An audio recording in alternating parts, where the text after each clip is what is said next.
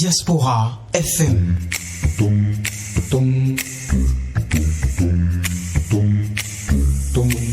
Diaspora FM, en direct de la Fondation Espace Afrique Civre de Glody, c'est le pied. Le point 7. Le point 7. Votre émission de décryptage de l'actualité nationale et internationale sur Diaspora FM 102.3. Merci d'être avec nous. Bonjour à chacun et à tous. On se retrouve sur votre émission Point 7. Aujourd'hui, vendredi, nous allons encore astiquer, et bien sûr, l'actualité qui continue de mettre sous les feux de la rampe, le feu qui brûle au Niger face évidemment à la CEDEAO qui tente de l'éteindre de la façon dont elle peut. La CEDEAO aujourd'hui encore, on en parlera surtout avec ces dernières décisions, notamment par rapport à la junte militaire au pouvoir dans ce pays. Eugène Alosoupo, bonjour. Bonjour Peggy et bonjour aux auditeurs. Vous êtes expert média, consultant. Analyste politique, je le réclame. Analyste politique. Merci d'être avec nous. C'est vous qui ferez l'émission en face du vieux de la vieille. Julien Kitty, bonjour. Bonjour Peggy Ludovic Dagba. Je tiens à exprimer ma joie, comme je vous l'ai dit en off, d'avoir en face dans ce studio un de ces rares types qui me convainquent encore de ce que la profession existe toujours, la grande capacité intellectuelle, pas livresque, intellectuelle, donc capacité de réflexion, culture générale, background, pour tout dire, ça existe encore. Salut à Eugène Alosoupo que je retrouve après beaucoup de mois. Il nous a sevré avec tout ce qu'il pouvait faire comme grande interview bien dosée. Il faisait parfois des interviews avec ses propres amis, mais qui de loin, nous, quand on les écoutait à la radio, on savait qu'ils transpiraient. Mais j'ai appris après que, bon, c'était pour une bonne cause. Il est allé renforcer davantage ses capacités intellectuelles, comme quoi on finit jamais d'apprendre. Salut à lui. Heureux de le retrouver ici, dans Point 7. Et qu'il prenne l'engagement. Vous savez que nous avons un espace ici où parfois on prête serment de revenir souvent nous voir. Il faut que tu lui en imposes sur ce plan. Sacré Julien Kitty. Alors, il va le faire devant les auditeurs tout de suite. Parce qu'on a besoin de lui. Est-ce que vous jurez être souvent présent sur cette émission Point 7? Toutes les fois que je serai au pays et que je suis sollicité, je vais répondre présent.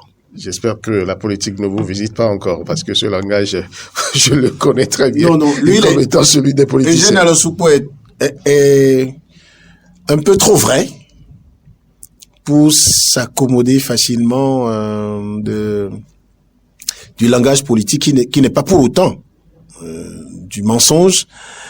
Mais pour quelqu'un qui est journaliste il y a longtemps, vous savez, les journalistes, ils vous disent on ne fait pas la politique, mais après pour les retrouver en politique, ici comme ailleurs, on en a déjà vu, ça se passe avant qu'on se réveille d'un petit sommeil. Alors, Julien Kitty, on va pas rester trop au plan national aujourd'hui. Ce sera encore la géopolitique qui sera notre plat de résistance dans cette émission. C'est bel et bien le feu nigérien. Eugène Alosoupo, comment appréciez-vous ce feu qui brûle au Niger? Vous voulez parler du coup d'État intervenu le 26 juillet 2023 et qui a déposé le président démocratiquement élu, Mohamed Bazoum. C'est un coup d'État de surprise parce qu'il n'y a pas de facteur interne et externe qui le justifie. Dans notre sous-région, il y avait eu d'autres coups d'État, notamment le 18 août 2020 au Mali, avec l'avènement du colonel Goïta.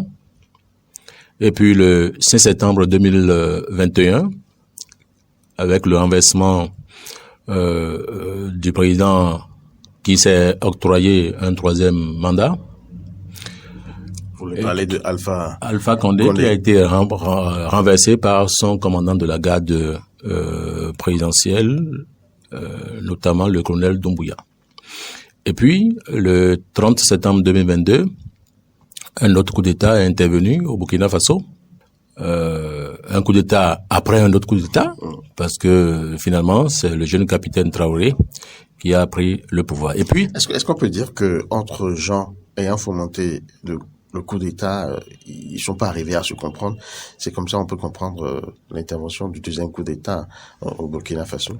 Oui, le colonel qui avait renversé le président Marc Christian Kaboré était vu par ses pairs comme un trop actif pour les causes françaises. C'est un militaire qui a été formé en France et qui a des réflexes français. Et par rapport aux questions sécuritaires, il n'avait pas les bonnes solutions comme l'aurait préféré les jeunes qui étaient sur le terrain. Vous savez que le jeune capitaine Traoré était au front.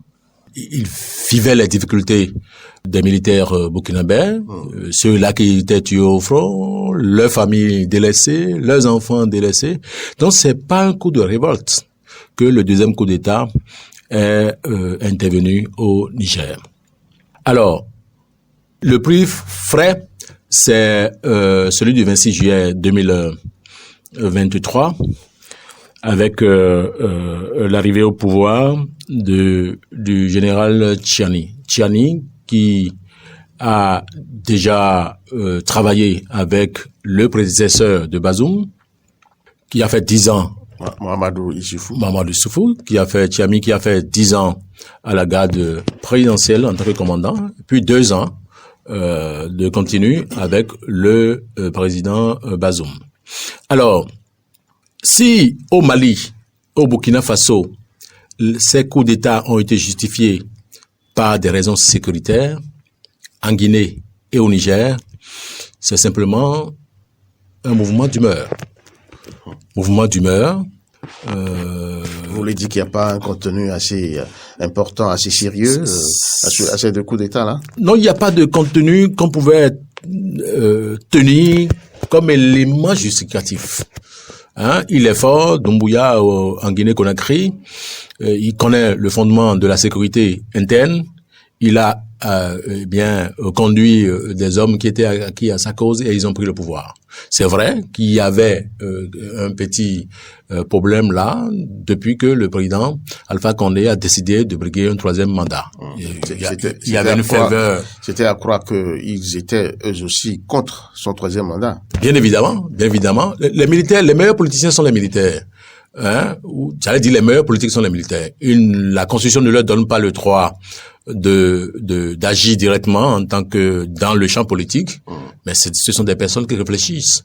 Et c'est pas pour rien que généralement pour les élections sous nos cieux, on permet aux militaires d'exprimer leur suffrage 24 heures ou 48 heures avant. Ça permet au gouvernant de comprendre ou de voir dans quel sens irait le vote. Donc c'est un peu le cas. Donc en Guinée-Conakry, il y avait cette substance, ce substrat de mécontentement qui a été exploité par ces militaires-là qui ont déposé Alpha Condé. Lui-même, pour beaucoup de Guinéens, il en faisait de trop dans ses prises de position, dans ses relations, dans ses propos. Au Niger, il y a rien qui prédestinait le pays à un coup d'État. Vous savez, le président Bazoum a été d'abord ministre des Affaires étrangères du président Issoufou, et puis il a passé un long moment au ministère de l'Intérieur et de la Sécurité. Donc il a une vraie réalité, il a palpé la réalité interne et externe du pays. Et ce n'est pas pour rien, il y avait d'autres personnes qui étaient candidates à la succession du président Issoufou, mais c'est lui qui a fait Bazoum finalement. Il a fait Bazoum, même si après il a eu quelques divergences, parce que le président Issoufou aurait voulu que son enfant soit nommé ministre du pétrole et des mines, ce que Bazoum n'a pas fait.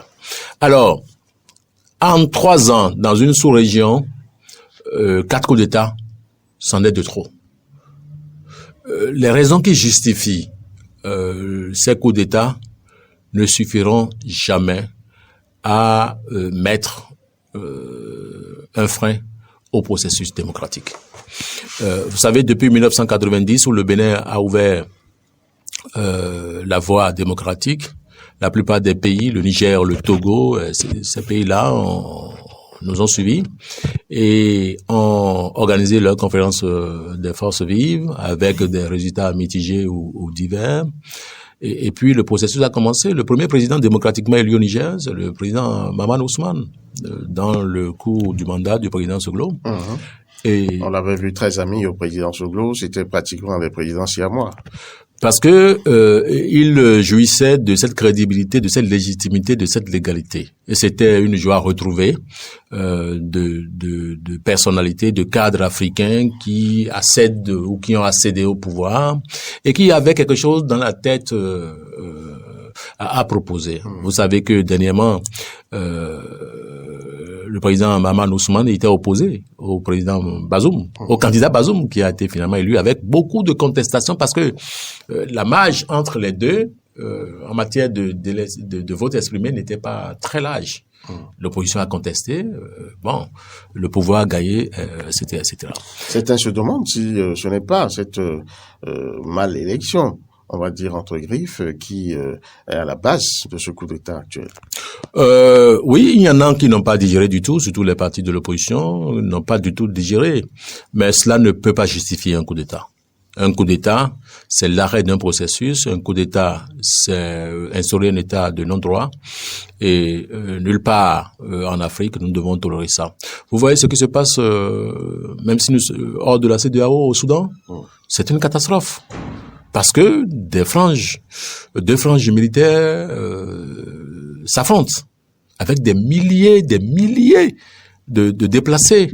On se serait entendu sur un processus électoral, sur une élection, que quelqu'un serait élu et que le pays continuerait dans la voie démocratique. Il y a des exemples qui sont légion. On sort du continent, vous voyez ce qui se passe en Haïti, où ce sont des gangs qui gèrent le pays après l'assassinat du président Moïse. C'est une catastrophe. Ouais. Et au point où aujourd'hui, les Nations Unies envisagent d'intervenir. Et le Kenya a été responsabilisé pour, faire entendre raison. Pour faire entendre raison aux gangs. Il n'y a pas de pays qui aspire au développement qui soit dirigé par des personnes qui fassent leur volonté. La démocratie, comme le dirait quelqu'un, n'est pas le meilleur système politique au monde, mais comparé aux autres systèmes, c'est peut-être le meilleur. Et chacun de nous doit faire l'effort de rentrer dans les rangs, de faire la pression sur lui-même, quitte à respecter ces règles démocratiques. La démocratie, c'est la dictature de la majorité. Si vous avez la chance d'être de la majorité, vous êtes heureux. Si vous n'êtes pas de la majorité, vous êtes de la minorité, vous allez grincer les dents pour quelque temps, vous travaillez et puis la machine retourne en votre faveur. C'est ça la logique de la démocratie. Travailler à faire valoir ses points de vue. C'est ça. Et nous devons, vous savez, aucun de nos États n'a aujourd'hui la possibilité de mobiliser les ressources financières internes nécessaires à leur développement. Pour la plupart, vous avez généralement des budgets nationaux qui sont couverts à plus de 40% de partenariats financiers extérieurs. Aujourd'hui, lorsque vous rentrez dans les zones de coup d'État, eh bien, ces États-là, ces partenaires-là vous lâchent, généralement. Vous savez que le Niger est l'un des pays les plus pauvres, pour ne pas dire le pays le plus pauvre du continent. Tout le moins, c'est le dernier pays dans l'ordre de développement en Afrique de l'Ouest. Et quand on est à cette étape, et les Nigériens ont réussi à faire 12 ans de chemin démocratique, en rehaussant le niveau du PIB, en rehaussant l'indice de développement humain, on ne peut pas interrompre ce processus. C'est fait marche arrière. Et cette marche arrière, ce ne sont pas nécessairement les militaires qui vont en souffrir. C'est surtout le peuple. Ce sont les 20 millions de Nigériens et plus qui vont en souffrir. Vous savez que le Niger fait 10 fois en superficie le Bénin. C'est 1 267 000 km². C'est assez vaste. C'est assez vaste. le Nord désert, qui a été, la force de ces forces djihadistes qui évoluent vers l'Algérie et la Libye. Mais il faut être dans un processus d'ensemble pour penser le développement, pour réfléchir à ce que je crois que vous êtes allé une fois à Niamey, vous êtes allé dans les grandes villes. Ce n'est pas le minimum n'est pas toujours présent dans ces villes-là, même dès la frontière du Bénin, après Malanville et Karimaman, vers Gaïa et les autres, ce n'est pas toujours ça, vous savez. Et dès le coup d'État, il y a eu des sanctions qui ont été prises. Certainement que nous allons revenir sur ces sanctions-là. Mais aujourd'hui, nous constatons qu'avec 4 coups d'État en 3 ans, la sous-région ouest africaine a mal et a très mal. Et c'est un handicap au développement. Julien Guitti, vous êtes présent dans ce studio. Je sais que vous l'avez écouté religieusement, Eugène Alosopo. Mais selon vous, quels sont les éléments fondateurs qui président à l'avènement de ces coups d'État? Bon, d'abord, je pense qu'il faut retenir quelque chose qui ne nécessite même pas de la réflexion. C'est dans l'absolu une vérité. C'est difficile. Ça n'est pas de mes habitudes de vous parler d'une vérité absolue.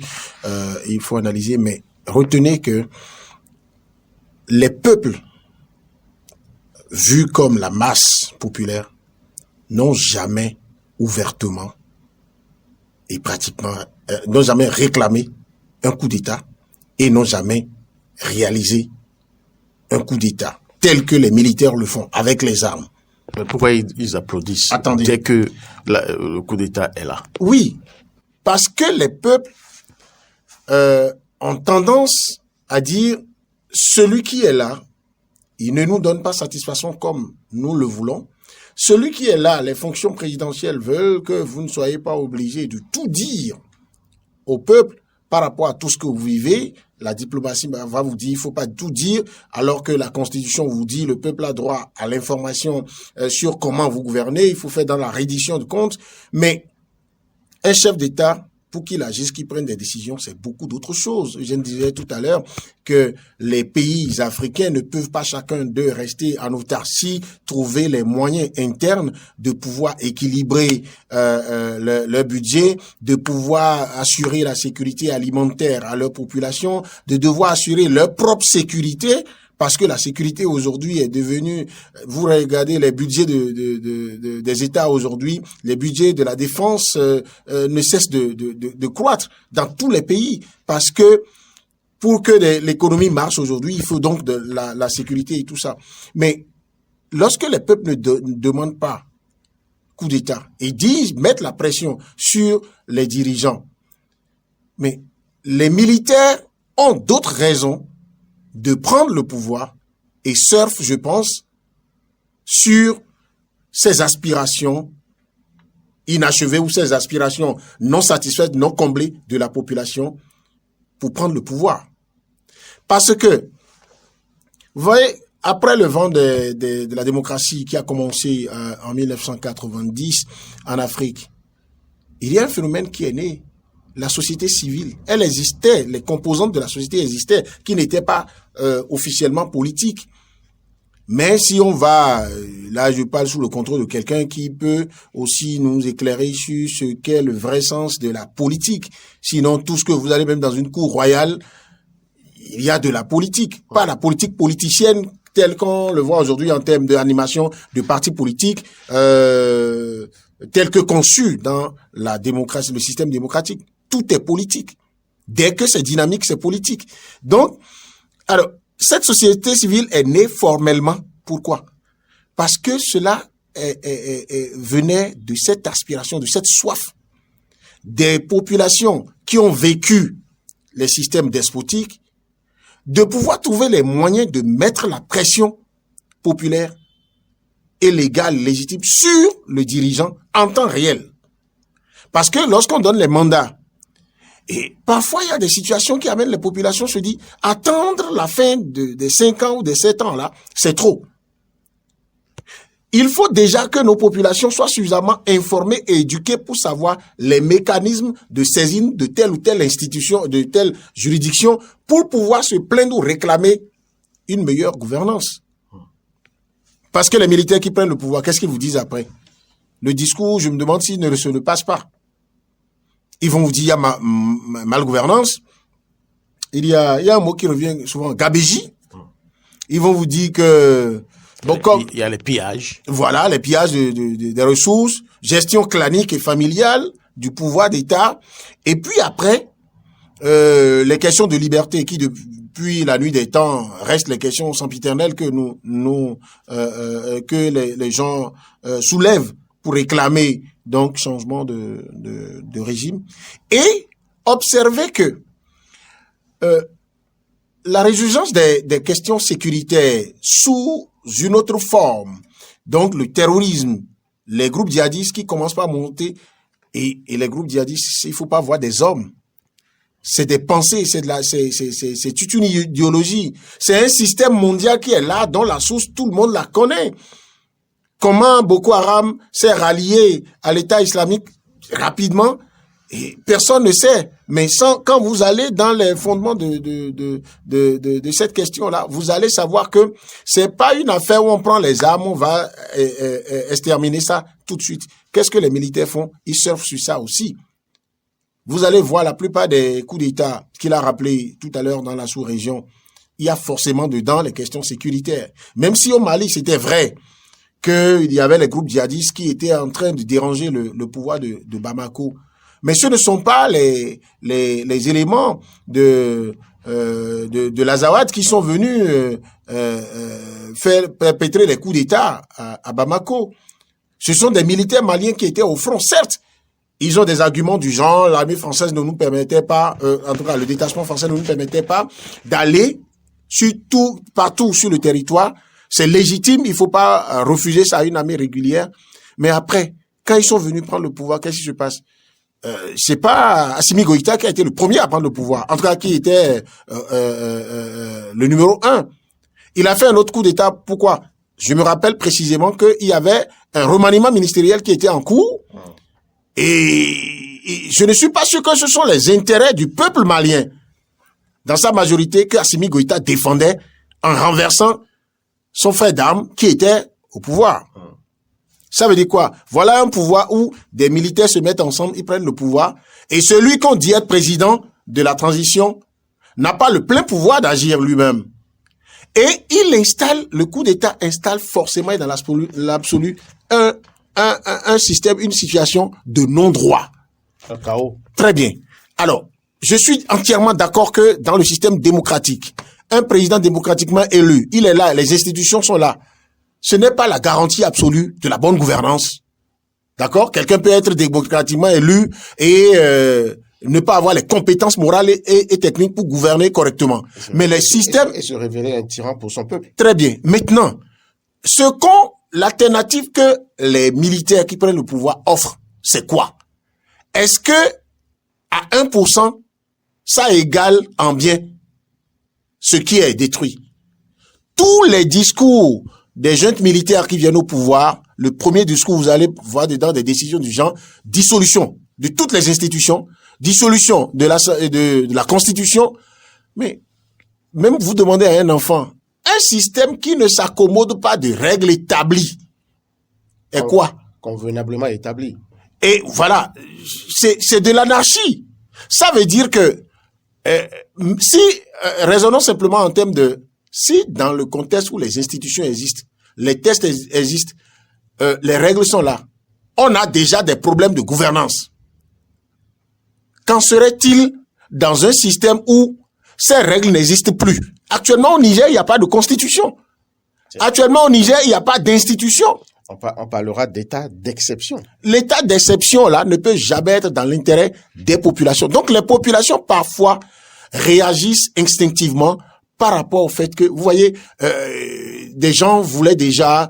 il y avait un sentiment anti-français qui se développait partout en Afrique, y compris au Niger. Quand dans les villages, les djihadistes interviennent tous les jours, envahissent et égorgent des gens, Mais le citoyen à la base se dit, mais qu'est-ce que Bazoum fait? C'est de cela qu'il s'agit. Qu'est-ce que notre gouvernement fait? Donc, ils tiennent ce gouvernement en adversité, en horreur. Mais ils n'ont pas les possibilités de savoir est-ce que le gouvernement là a les moyens de les sauver jusqu'où eux ils le souhaitent. Alors, ils se disent le gouvernement est de connivence avec les Français qui sont là, qui eux ne les sauvent pas.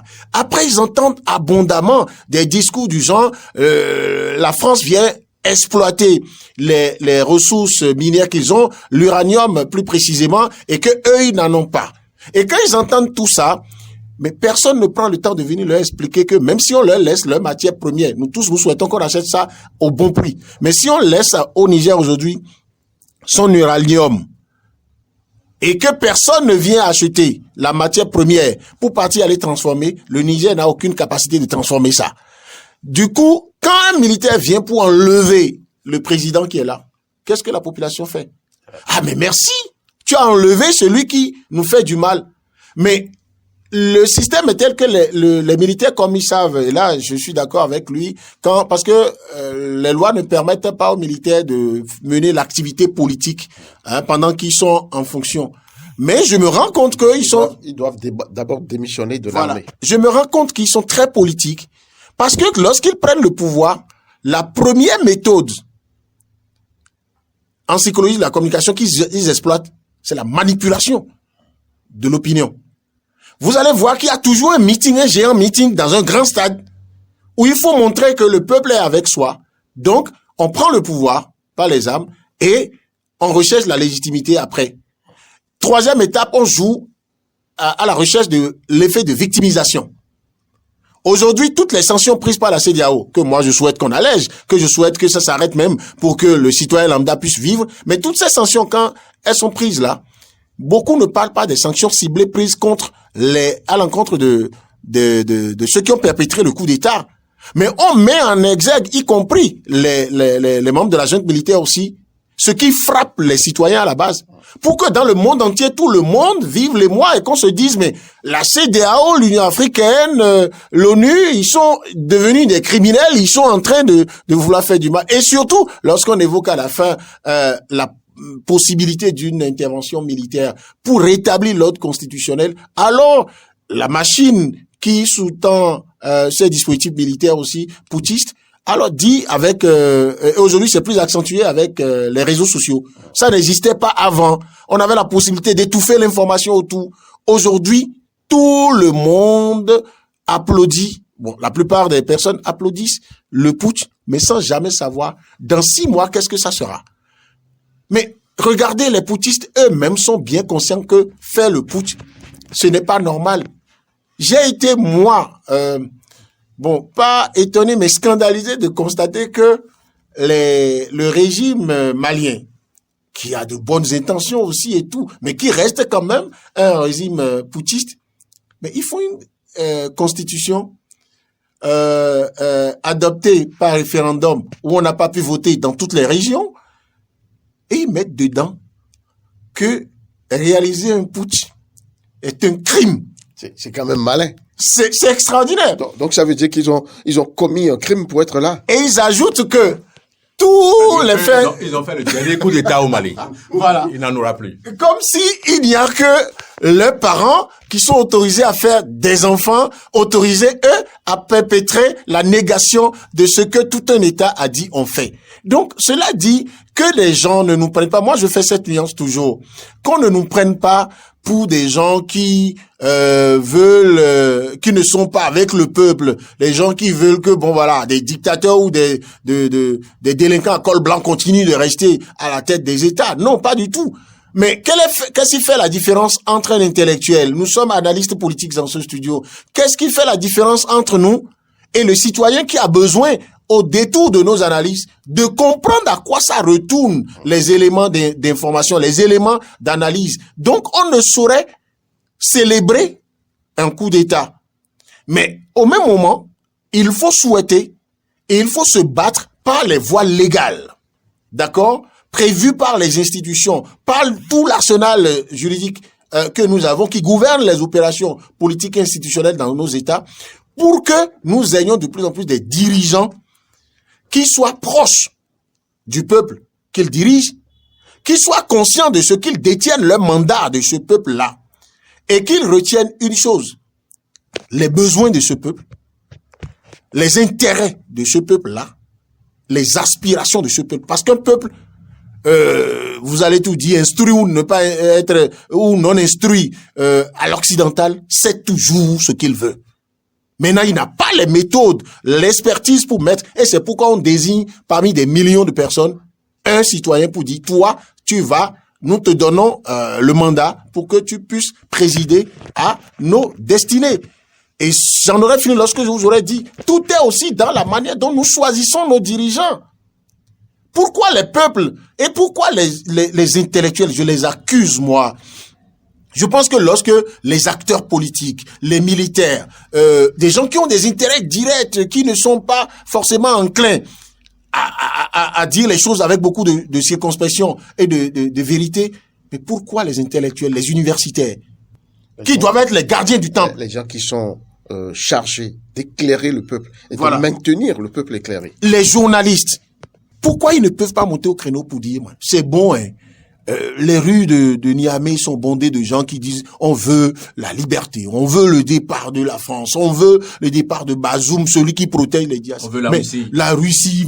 Mais alors, pourquoi ces gens-là, qui ont déjà étudié la Russie avant que la Russie ne commence son offensive du haute-toi pour que je m'y mette face à l'Occident qui est en train de perdre du terrain, pourquoi ces universitaires ne s'arrêtent pas pour leur dire la vérité, pour dire, mais c'est bien aujourd'hui, mais dans 1 an, dans 2 ans, 5 ans, vous devenez quoi? Dans 10 ans, vous devenez quoi? Comment vous faites partir Wagner? Wagner que la Russie envoie en Afrique, c'est très bien, ça permet de sauver beaucoup de pays, de régimes, pas de pays, de régimes, mais Poutine lui-même gère Wagner comme un mal nécessaire. Ça ne vous a pas échappé que tout récemment, Wagner, sur le front ukrainien, a décidé, je ne sais pas, même si c'était un arrangement entre eux, c'était signe quand même qu'un jour, Wagner peut se retourner contre Poutine. Donc franchement, c'est dire que c'est nécessaire aujourd'hui que les intellectuels, les analystes politiques, les gens qui ont un background dans ce domaine puissent parler pour que les populations puissent comprendre. Dans nos langues également, qu'on puisse comprendre que jamais un pays ne peut se développer en acceptant que les gens prennent des armes pour arrêter un président. On n'arrête pas la personne du président, en fait. On arrête, son système. L'institution, le système qu'on a établi. Quelle est la sanction, quel est l'instrument qu'on a donné à un citoyen pour sanctionner le dirigeant? C'est son bulletin de vote. C'est le vote. Alors, pourquoi on ne peut pas travailler beaucoup plus à comment nous organisons des élections crédibles? La technologie évolue aujourd'hui. Comment on fait pour que on puisse faire des élections et 2 heures après, tout le monde a les résultats? Surtout des élections sans contestation. Dans nos pays aujourd'hui, bon, au Bénin par exemple, là, je crois que la législation, peut-être Eugène va m'aider, la législation au Bénin aujourd'hui ne permet pas que le même jour, quand vous allez dans les bureaux de vote, que les résultats que vous avez dans les bureaux de vote, vous puissiez les diffuser. Après le dernier vote. Bon, alors, il y a des pays, du dernier bureau. très bien, il y a des pays où on a travaillé à ce que la technologie soit de pointe, soit à un niveau donné, et soit telle que on permette aux gens parce qu'on sait que le résultat qui va sortir du bureau de vote sera celui qu'on va avoir à la fin, quitte à ce que les rapports sur les conditions de déroulement amènent à ce que les institutions qui sont autorisées à le faire puissent annuler des voix par-ci, par-là. Donc, il faut qu'on en arrive là. Si on a des élections crédibles, et que avant de désigner les dirigeants, on les soumet, on les fait passer à ce que j'appelle le scanner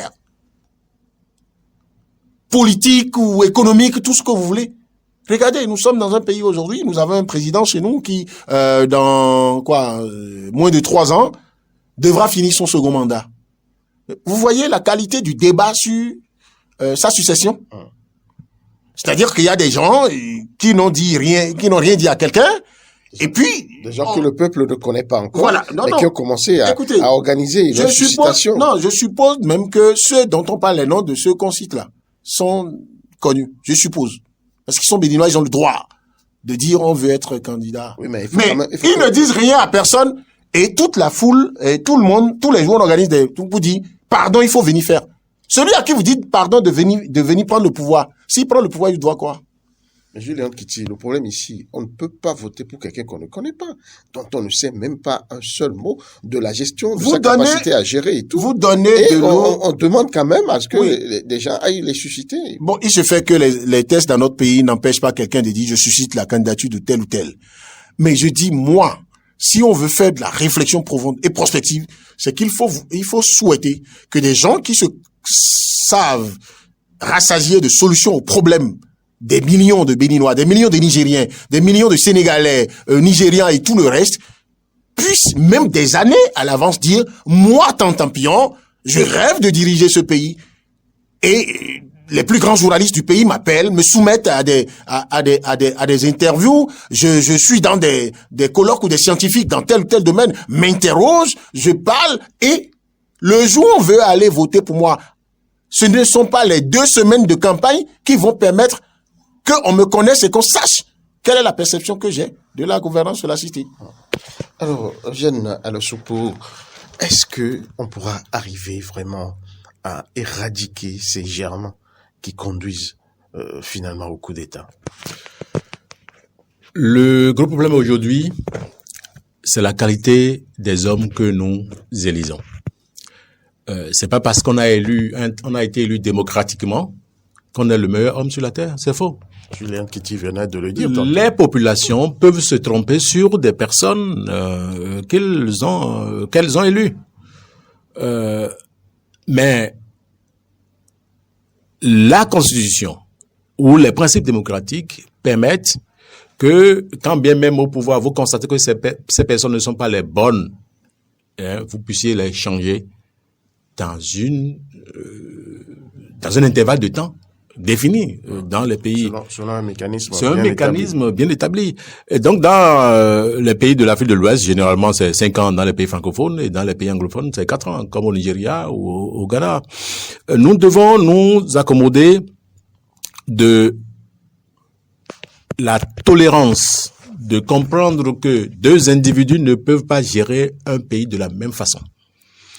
Vous avez eu au Niger l'avènement Tandja, qui a fait 2 mandats et qui voulait en faire un 3e, et qui a fini par être renversé aussi. Vous avez au Niger l'avènement Daouda Wanké, vous avez Marina Sarah, etc. Tous ceux-là, tous ces bouleversements n'ont pas apporté grand-chose à ce pays-là qui continue. Et si tu permets, il faut ajouter qu'il y en a parmi ces coups d'État-là qui ont eu pour bilan beaucoup de sang coulé. Il y a Ibrahim Barry Manassara, par exemple, a été froidement abattu à l'aéroport. Et quand on fait ça, vous pensez qu'un régime, des années après, un régime correct peut s'installer? Non. Celui que vous tuez de cette façon a des parents, il a des amis. Aujourd'hui, on n'a même pas tué. Mais vous pensez que Bazoum, là où il est aujourd'hui, tel que ça se passe, voilà, il prie tous les dieux du monde pour qu'on le lâche de ce bunker-là, où on le garde presque comme un otage. Mais quand il va quitter, le régime qui s'installe là, si on les laissait, si on ne rétablit pas l'ordre constitutionnel, mais écoutez, c'est pas qu'on défend Bazoum. J'ai aucun intérêt, moi, dans cette émission, à dire Bazoum, c'est le meilleur type. Comme il a dit Eugène, on peut se tomber parfaitement sur celui qu'on élit. Mais ce fait que c'est dit, nous avons mis notre fétiche là. Si en cours de mandat, ça pourrit, nettoyons ça. Mettons la pression jusqu'à ce que, si on ne meurt pas à la fin de son mandat, on l'enlève et proprement, mais celui qu'on aura bien étudié. Et donc, ce sont les Nigériens qui ont élu Bazoum. Ce ne sont pas les Béninois, ce ne sont pas les Sénégalais, ce ne sont pas les Ivoiriens. Et qui ont jugé que, au nombre de tous les candidats, il est le meilleur à défendre les intérêts du pays, encore que lui-même était d'un système qui finissait. Et donc, ce n'est pas, si aujourd'hui Bazoum est jugé impopulaire, ce n'est pas la faute des Béninois, ce n'est pas la faute des Sénégalais, ce n'est pas la faute des Ivoiriens. Les Nigériens doivent trouver en eux-mêmes le tort et s'imposer la solution utile. La solution utile n'est pas celle d'un coup d'État. C'est faux.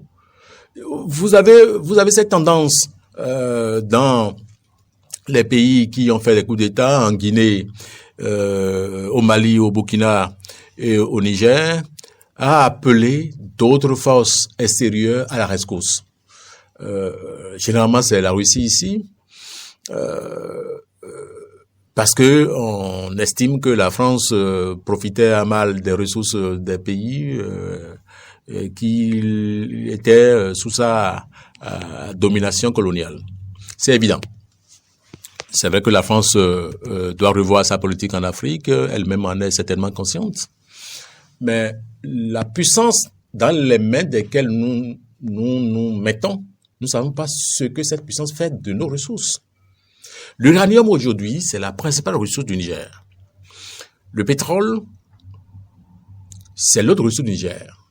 Le Niger exploite de l'or. C'est beaucoup déjà. Et ça, ce sont des ressources ça attire des qui aiguisent l'appétit. Donc, nous ne devons pas voir seulement derrière les militaires le mouvement d'humeur. Mais il peut y avoir d'autres puissances derrière qui les poussent à. Deuxièmement, sur le plan géosécuritaire, il y a une tendance à homogénéiser cet espace constitué de 3 pays. Le Mali, le Burkina Faso et le Niger. Une sorte de fédération qui se crée. De fédération ou d'alliance sécuritaire. Alors, là, vous connaissez déjà la position de ceux-là qui sont au pouvoir au Mali. Le Burkina Faso, le jeune est clair, il est anti-français. Alors, les premières actions menées par ceux-là qui ont pris le pouvoir aujourd'hui au Niger montrent à sa société qu'ils ne sont pas contre ce qui se fait au Mali et au Burkina Faso. Or, au Mali et au Burkina Faso, eh bien, la tendance est pro-russe. Naturellement, le Niger sera pro-russe si, eh bien, ceux-là qui sont au pouvoir continuent. On a entendu les déclarations communes ou conjointes du Mali et du Burkina Faso qui prennent fait et cause pour ce qui s'est passé au Niger. Est-ce que déjà Wagner n'est pas passé par là? Ce sont des possibilités qu'il faut envisager. Pour ce, nous ne pouvons pas donner tort à ceux qui pensent que la Russie pourrait agir de loin. Ce sont des possibilités parce que depuis que la Russie a réussi son coup en Centrafrique et a maintenu le professeur Touadéra au pouvoir, il y a cette tendance à s'étendre sur le continent.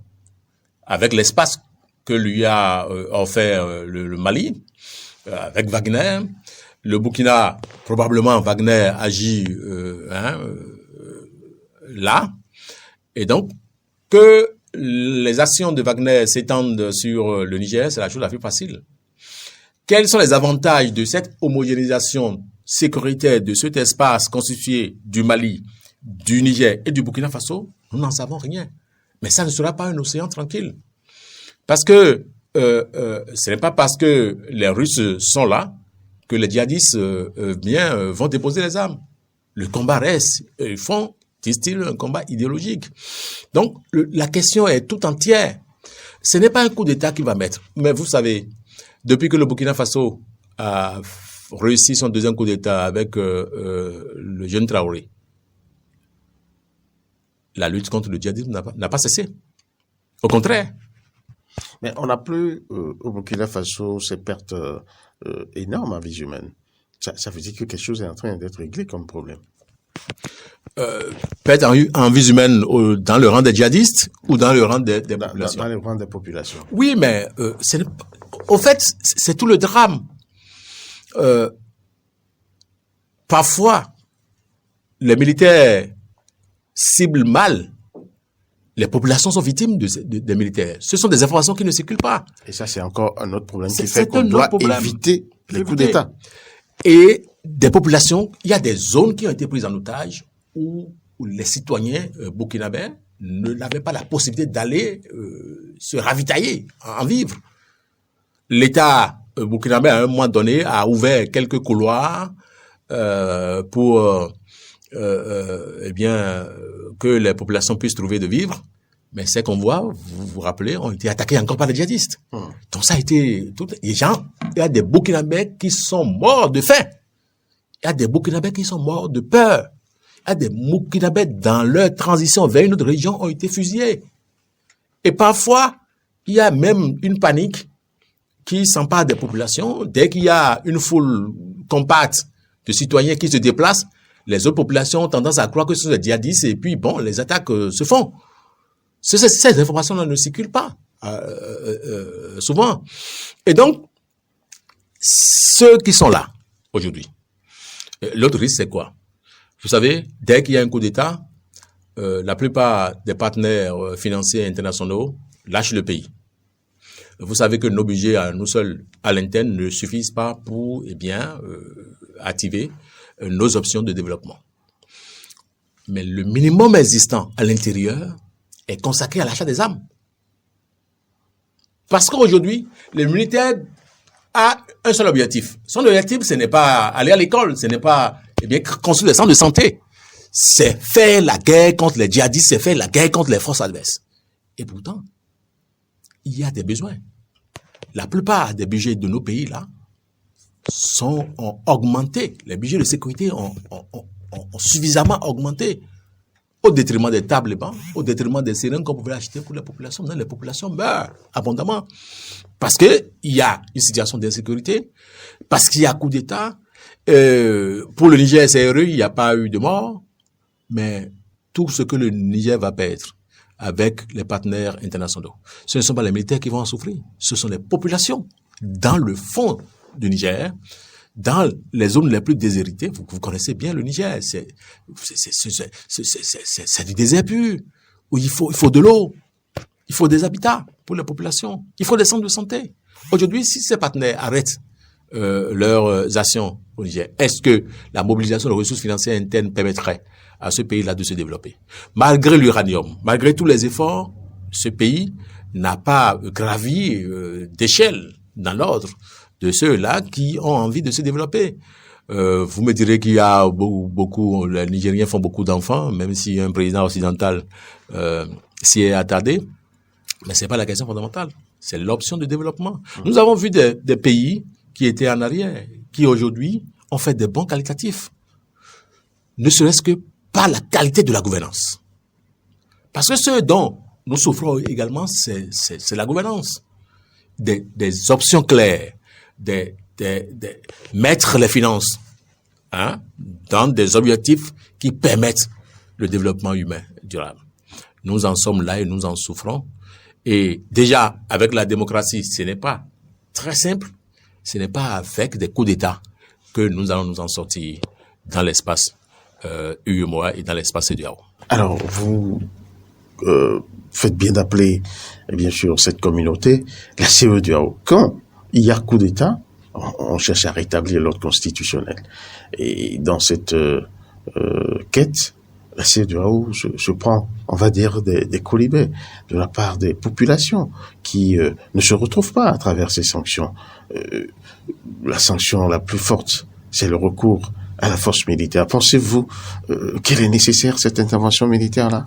Si dans la CEDEAO, les accords signés par les États membres sont clairs sur le principe démocratique, l'alternance, il n'y a pas de raison de condamner la CEDEAO, de réagir contre les pays qui le sont. Vous me direz, pourquoi en Guinée-Bissau, en Guinée-Conakry, il y a coup d'État, la CEDEAO n'a pas respecté? Autrement, même s'il y a des sanctions, quelques sanctions, au Mali, il y en a eu, au Burkina également. Et pourquoi c'est le cas du Niger qui préoccupe tout le monde? Le cas du Mali a préoccupé, a fait couler beaucoup d'encre et de salive, et la CEDEAO a mordu la poussière, on va dire. Oui, mais pas la fougue. Ils n'ont pas réussi à faire entendre raison à cette junte qui est au pouvoir, qui devait faire maximum 2 ans, mais qui aujourd'hui est en train de boucler carrément un quinquennat. La fougue avec laquelle la CEDEAO attaque la junte militaire montre à sa société qu'elle en avait ras-le-bol. Oui, mais n'oubliez pas que... On peut expliquer cela par son échec. Non, mais n'oublions pas qu'il y a une nouvelle dynamique qui a été introduite à la CEDEAO avec l'avènement du nouveau président nigérien, Bola Tinubu. Et donc, il a été clair dans son discours à la CEDEAO. Il n'y a pas de coup d'État. Il n'a pas attendu un coup d'État au Niger pour le dire. Et nous devons plus permettre dans la sous-région ouest africaine. Mais il vient d'être pris au dépourvu. Pas le coup du Niger. Exactement. Et celui qui a fait cette déclaration au cours d'un sommet des chefs d'État de la CEDEAO, on ne peut rien attendre d'autre que une réaction forte de sa part. Et il l'a fait. Donc il a été piqué dans son amour propre. Non seulement ça, mais lui, il avait besoin de se montrer, d'affirmer son autorité, puisqu'il vient de prendre le pouvoir. Et le Nigeria, c'est la locomotive de l'Afrique de l'Ouest, démographique et économique de la CEDEAO. Alors, si le Nigeria fléchissait sur ces coups-là, ce n'est pas bon pour sa santé politique. Ce n'est pas bon pour sa santé géopolitique. Donc, le Nigeria fait ce qu'il doit faire pour montrer que c'est lui le patron de la région. Vous savez, déjà, au Libéria, le Nigeria était a fourni la principale force de l'ECOMOG pour arrêter la guerre au Libéria. Et s'ils ont fait une fois, ils en ont tiré les conclusions. Je ne suis pas sûr que nous allons en arriver à l'étape de l'intervention militaire au Niger. La junte, entre-temps, avait refusé de rencontrer les émissaires de la CEDEAO. Elle a fini par rencontrer des autorités religieuses du Nigeria. Moi, je pense qu'il y a deux possibilités dans cette affaire. La première possibilité, c'est que la junte se décide de partir, ce qui serait très difficile. Auquel cas, il faut nécessairement la couverture de la CEDEAO qui leur garantisse une amnistie pour que le président Bazoum soit rétabli. Deuxième cas, c'est qu'ils ne partent pas maintenant, mais prennent l'engagement de conduire une transition au terme de laquelle, eh bien, des élections générales seront faites. Maintenant, le risque là, on ne sait pas au bout de combien de mois, de combien d'années, le facteur. Ils vont utiliser le facteur temps. Et ce sera la même chose que le Mali. Et ça sera la même chose que le Mali. Ce qui va se passer, Goïta sera le prochain président civil du Mali. Il n'y a pas d'autre solution. Parce qu'il a travaillé à avoir, eh bien, le soutien populaire. Il a cultivé et activé le nationalisme avec ses filles. Aujourd'hui, pour le Malien ordinaire, eh bien, Goïta est un merci. Si Goïta démissionne de l'armée et est candidat à la présidentielle, il est aux affaires, il gagnera la présidentielle. Donc, ils étaient et pas lui qui a été décrié par la CEDEAO, il se mettra en costume au rang des chefs d'État de la CEDEAO. Et ce cas-là n'est pas exclu au Niger. Si Tchani, eh bien, décide de faire 18 mois, comme ils ont l'habitude de le faire, ou 24 mois de transition, qui démissionne, et ça a commencé. Parce que lui aussi, la junte est dans le populisme, des déclarations à l'emporte-pièce. On est allé saisir des milliards au domicile de personnalités qui étaient aux affaires pour montrer que ce sont des voleurs et que c'est eux, les militaires, qui sont dans la bonne voie. S'ils continuent, il y a eu un regain de soutien dans la foule, dans le rang des populations, et voir Tchani, eh bien, candidat dans 2 ans, dans 3 ans au Niger, ne serait pas surprenant. Mais attention, est-ce qu'on peut dire que l'ère Bazoum est finie? Le tout dépend des négociations. La CEDEAO vous dira non. La CEDEAO dira non, mais pour toute solution, les militaires, à moins que la CEDEAO fasse le jeu avec eux et leur donne toute la garantie, parce qu'il y a le risque, c'est quoi? Si Bazoum revient, tous ceux-là, ben, ils ne seront plus en position stratégique. On va les balayer. Ou on les envoie hors du pays on va les faire balader. Et ils n'accepteront pas. Ils n'accepteront pas. Ils n'accepteront pas parce qu'il y aura cette rancœur, vous savez, un président qu'on a mis sous bunker pendant des jours, à qui on a coupé l'électricité, ça ne se vit pas facilement. Donc, il peut avoir, c'est humain, il peut avoir cette rancœur-là. Donc, ces militaires jouent aussi, non seulement leur carrière, mais leur suivi. Leur suivi, et ils ne laisseront pas les choses se faire comme ça. Le tout reste, la manière dont la CEDEAO va décider de trouver la solution juste, quitte à ce que tout le monde soit en sécurité. Mais là, nous tendons probablement vers une transition au Niger. Julien Kiti, votre analyse sur la question. Non, moi je pense que le cas du Niger a un côté trompeur qu'il faut garder la tête sur les épaules pour pouvoir percevoir. C'est la même région avec le Mali, le Burkina. C'est la sous-région toujours avec la Guinée. Mais déjà observez que si les facteurs de similitude entre le Niger, le Mali et le Burkina Faso sont plus faciles à trouver, il y a déjà une petite nuance avec la Guinée. Parce que la Guinée, à ce que je sache, à moins que je me trompe, n'était pas en proie au djihadisme autant que le Burkina et le Mali. C'est pourquoi vous observez que même si Mamadi Doumbouya soutient la ligne de Assimi Goïta et de Ibrahim Traoré, Traoré et Assimi Goïta fonctionnent beaucoup plus comme des jumeaux que l'autre. Il est arrivé même que, tout en étant deux pays différents, le Burkina et le Mali est sorti un communiqué conjoint, lu par un ministre malien. Mais Doumbouya a sorti un communiqué à part, mais disant la même chose avec moins de fermeté que les autres. Lorsque vous prenez le Niger a la particularité d'avoir les deux facteurs. Là où le Burkina et le Mali parlaient de djihadisme, qui constitue l'ennemi commun, que le président qui est là, contre lequel le président qui est là ne serait pas en train de lutter franchement ou efficacement, parce que s'accommodant des injonctions de l'Occident, eh bien, il y a également que au Niger, mais la population, on n'avait pas vu venir cette affaire. C'est vrai, il y avait des franges de la population qui n'étaient pas contentes de la gouvernance de Bazoum. Mais les gens n'étaient pas dans la rue comme ça s'est passé au Mali. D'accord? Mais il y a des facteurs liés aux personnes de ceux qui ont pris le pouvoir à Niamey. Le général Tchani, quel est son parcours? Il a dit tout à l'heure. Non seulement il était déjà sous l'ancien président, donc le prédécesseur de Bazoum, il était dans cette position. Il a été maintenu parce que Bazoum et son prédécesseur sont de la même formation politique et l'autre est resté là un peu comme toujours son parrain. Il serait resté s'il avait eu la possibilité d'un troisième mandat. Mais Eugène vous a parlé tout à l'heure, d'un coup de froid qui est arrivé dans la relation entre le prédécesseur de Bazoum et lui. Déjà, Bazoum certainement a eu toute envie, peut-être plusieurs fois, d'enlever ces éléments-là, ces pions qui assurent sa sécurité. On le dit proche de certains éléments reconvertis du camp des terroristes. S'il en avait eu la possibilité, il aurait reconstitué peut-être sa garde avec ces personnes-là. Ceux-là sont encore là. Ça veut dire que tous les facteurs sont réunis au Niger.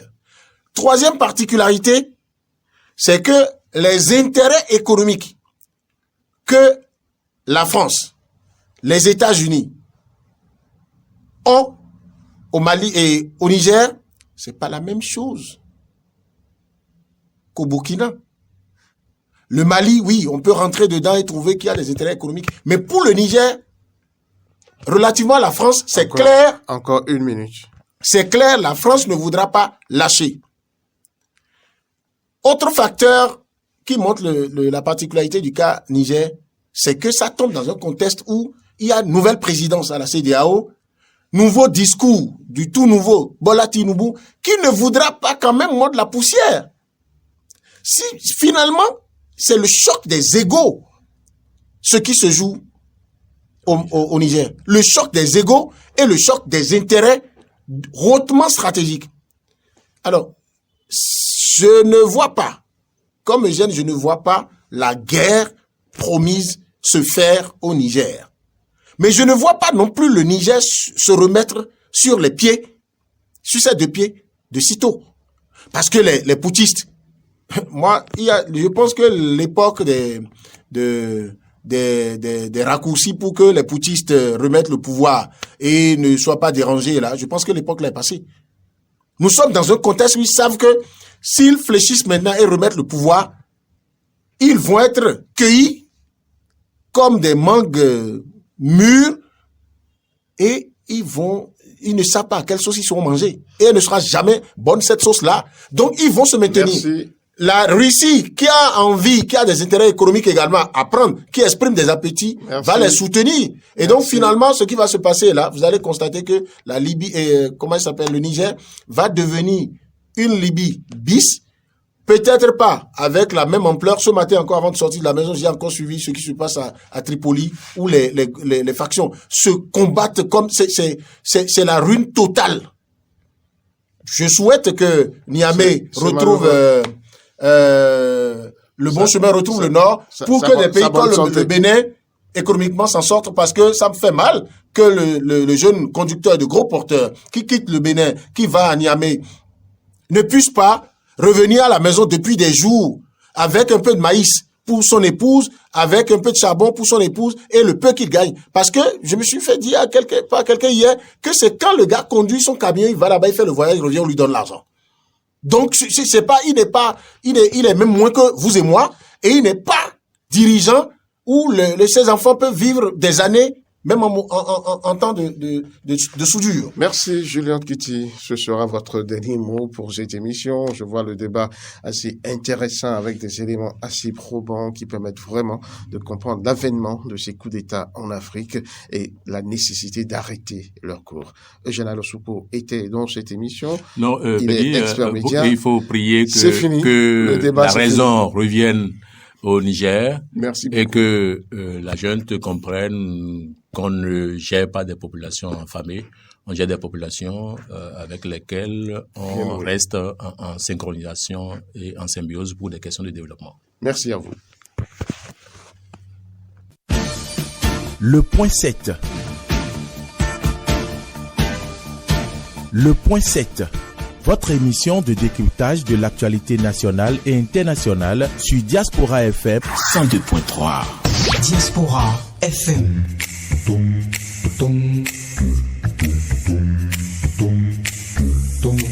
Diaspora FM, en direct de la Fondation Espace Afrique Civre de Glody B. C'est le pied.